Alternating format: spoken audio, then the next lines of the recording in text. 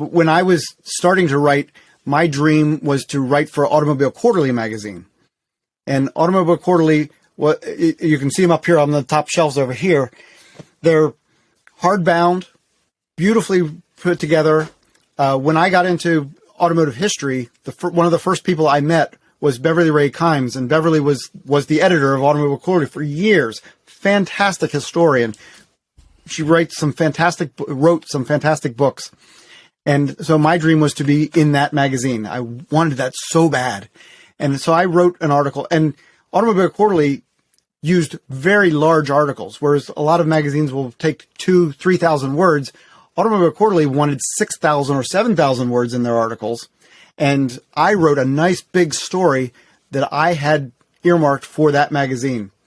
And I also knew the editor of Automobile Quarterly at the time, Jonathan Stein. And so I called Jonathan up. I said, Jonathan, I got this article. He goes, yeah, I can't take it.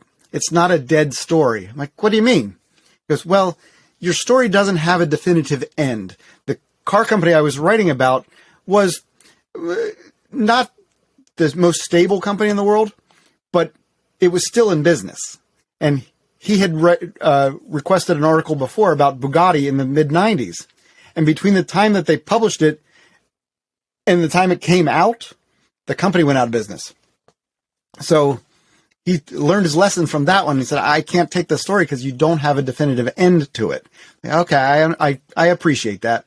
So a few years later, I was talking to somebody else. I said, I've got this big article that I spent all this time writing. I want it published somewhere. So they said, well, why don't you call Collectable Automobile? And I did. And the editors of Collectable Automobile were fantastic. But I said, I don't know that we have a place for that article, but we'll call you if we do. Well, okay, I'll never hear from you.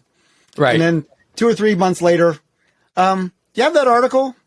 I'm like, sure. He goes, could you cut it down to 3,500 words and we can put it? I can do that. And so that was my first published article in 1998 for Collectable Automobile about the Vector automobile. The Vector.